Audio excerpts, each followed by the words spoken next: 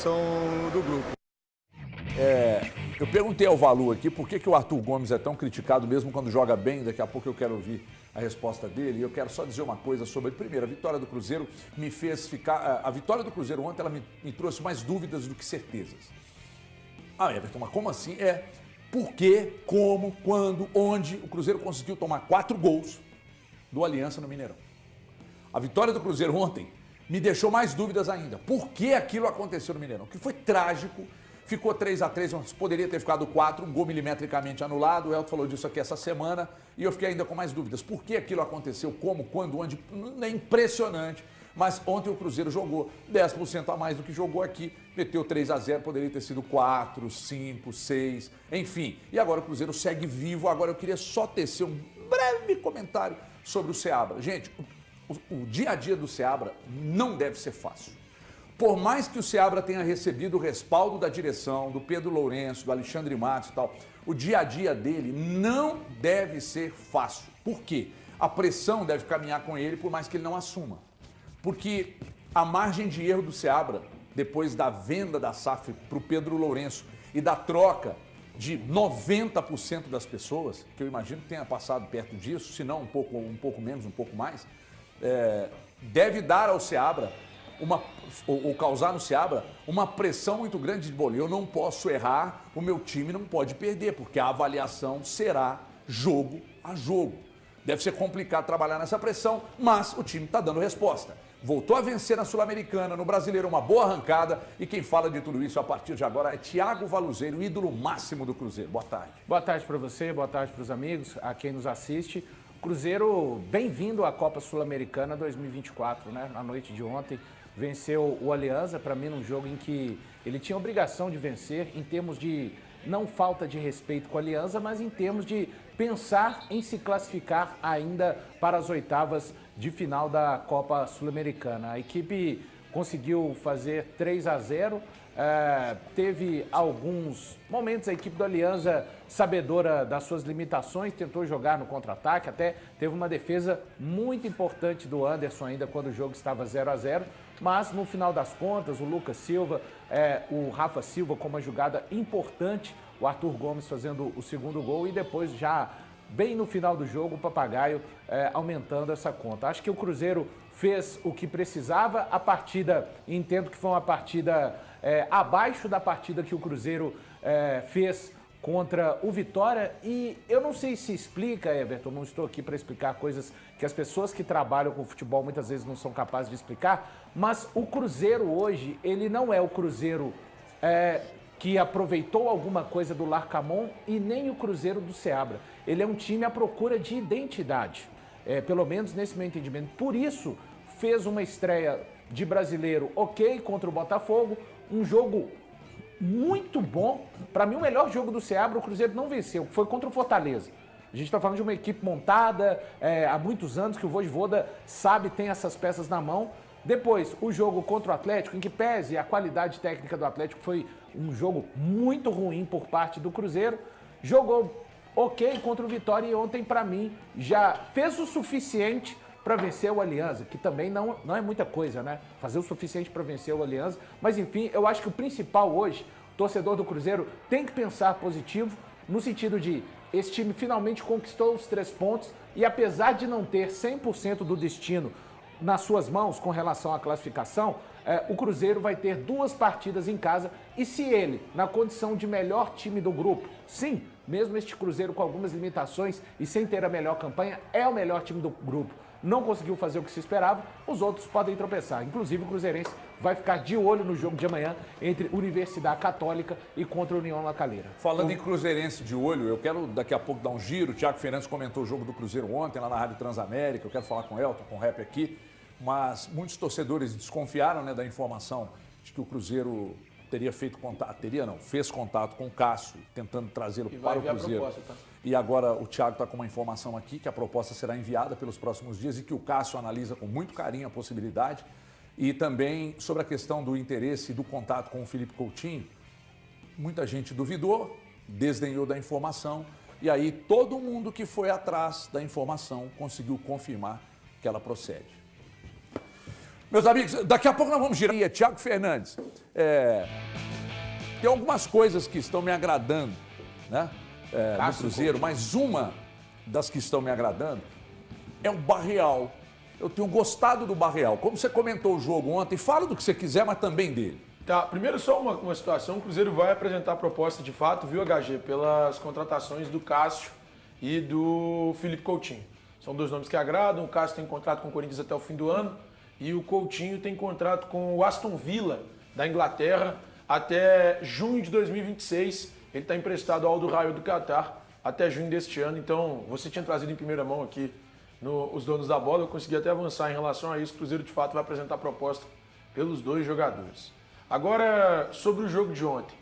Eu estava assistindo a partida de ontem e eu acho que é um Cruzeiro que... Eu vou discordar um pouquinho só do Valu, que eu tenho visto no Campeonato Brasileiro. Um Cruzeiro que tem feito até partidas razoáveis no Brasileirão. À exceção do Clássico contra o Atlético, as outras 3 partidas do Cruzeiro foram boas. O Cruzeiro foi bem contra o Botafogo, o Cruzeiro foi bem contra o Fortaleza e o Cruzeiro foi bem também para mim contra o Vitória. Para mim, das 3 partidas do Brasileirão, a que eu mais gostei foi contra o Vitória, que o Cruzeiro não tomou nenhum chute quase na direção do gol defendido pelo Anderson na ocasião. Então, é um time que para mim tem mostrado no Campeonato Brasileiro um perfil. E na Copa Sul-Americana, até a partida de ontem, um outro perfil. E eu tinha o direito de me perguntar, de me questionar, se de fato esse Cruzeiro queria estar na Copa Sul-Americana. Ou se esse Cruzeiro já pensava só no Campeonato Brasileiro, já que tinha acabado eliminado de forma precoce na Copa do Brasil, se o único pensamento do time seria o Campeonato Brasileiro. Porque é um Cruzeiro que não foi bem contra o Aliança, que é um time bem fraco, não foi bem contra a União La Calera, que também é um time bem fraco, e um Cruzeiro que no jogo contra a Universidade Católica ele tinha poupado as suas principais peças. Então eu ficava me indagando isso. E ontem eu gostei muito da atuação do Cruzeiro, especialmente pelas peças que estiveram do lado esquerdo do ataque. A vantagem de se ter um cara igual o Matheus Pereira é que ele roda, cara, todas as funções do meio para frente. E a do pé dele, na esquerda, que em tese era o Arthur Gomes ao lado do Barreal e também do Marlon, que o Cruzeiro consegue abrir o placar com um gol marcado pelo Lucas Silva. Mas o Cruzeiro, pelo lado esquerdo, é um time muito forte e tem muita qualidade. Ali tem o Barreal, ali tem o Marlon, ali revezam em alguns momentos Arthur Gomes e Matheus Pereira. E aí a gente enxerga um Cruzeiro que tem uma chance de criar muito grande por aquele lado. Eu não acho que o Cruzeiro consiga replicar essa mesma força pelo lado direito. Ali, em alguns momentos, o Cruzeiro fica muito refém do William e acaba não conseguindo criar tantas jogadas ofensivas. Mas um Cruzeiro que eu gostei no jogo de ontem. Cruzeiro que, se continuar e mantiver esse padrão, ele pode dar algum tipo de trabalho no Campeonato Brasileiro, especialmente com os reforços que vão chegar. Ainda continuando a respeito disso que o Thiago está falando, boa tarde para todo mundo, eu acho importante a gente ressaltar esse lado esquerdo mesmo do Cruzeiro, né? A forma que vem jogando, como que vem jogando e especificamente o Barreal. O Léo Gomide, no tempo que eu acompanhei o Léo Gomide trabalhando na imprensa, ele sempre falava do penúltimo passe, que a gente tem que dar atenção ao jogador que dá a possibilidade de facilitar a vinda da assistência certeira. E o Barreal, ele tem demonstrado isso. Ele é um cara que se posiciona muito bem em campo e facilita essa situação. O penúltimo passe para dar a condição de chegar à área do adversário, o Barreal tem uma facilidade muito grande. É claro que o recorte ainda é muito pequeno e ontem mesmo a gente destacou aqui a importância que ele tem tido. Nesse curto recorte que a gente tem dele, ele é um cara que entrega. A gente ainda não viu uma partida dele que a gente fala assim, não jogou nada. Então é uma contratação que chegou na atual temporada, na atual janela e que vem demonstrando aos poucos que pode ser muito importante para o Cruzeiro. E o casamento ali, né, essa movimentação desses 3 atletas, o Marlon, o Barreal e o Arthur, tem jogado muito bem e tem dado trabalho aos adversários. É claro que a gente está pegando a régua do Alianza, mas é o adversário que o Cruzeiro enfrentou ontem. Eu não sou muito a favor da gente sempre pegar e fazer assim, mas o adversário era muito fraco. Mas contra esse mesmo adversário, o Cruzeiro demonstrou inúmeras dificuldades há poucos dias atrás. Então agora a gente tem que avaliar e ressaltar e destacar o potencial que o Cruzeiro teve para ir lá na Colômbia, voltar a vencer uma partida internacional jogando fora de casa, que isso tudo agrega. Muito se fala em confiança, em ter entendimento do que está acontecendo fora das quatro linhas, e parece que essa equipe do Cruzeiro está entendendo isso muito bem, porque muito se falava também da questão assim, como que esses atletas vão sentir esse momento do Cruzeiro, que foi uma mudança drástica, foi uma grande mudança. Os últimos 10 dias do Cruzeiro fora do campo foram muito movimentados, e os atletas demonstraram que não se abalaram quanto a isso. Então, o jogo de ontem foi, sim, muito importante para que o Cruzeiro, aquilo que o Cruzeiro pensa ao longo da temporada. Então, ótima vitória, tem que ser valorizada, tem que ser destacada, tem que ser apontado os atletas que estão num momento de subida. Outro atleta que a gente já criticou aqui outras vezes, fez uma boa partida ontem, o Lucas Silva, chegando, pisando dentro da área. Então, assim, a gente tem que destacar e tem que dar nome àquilo que aconteceu na partida de ontem. E no recorte contra o Aliança, o Cruzeiro jogou muito bem e foi muito bem e abre precedentes para crescimento. Coloca o Arthur Gomes nessa subida de produção também aí, a que se referiu o Elton, e um detalhe importante, né? Com esse elenco que o Cruzeiro tem, gente, jamais deveria ter existido o questionamento da dupla de zaga do Cruzeiro, Zé Ivaldo e João Marcelo. É uma brincadeira. Ninguém está falando que se trata de Cannavaro e Nesta, Baresi e Maldini, não. Mas com esse elenco que o Cruzeiro tem, eles são inquestionáveis. A menos que não estejam bem fisicamente, mais uma boa partida ontem da dupla que muitos chamaram a dupla Zéjão, né? Zé Ivaldo e João Marcelo. E um detalhe importante, as últimas 3 vitórias do Cruzeiro, tem um jogador que passa meio desapercebido.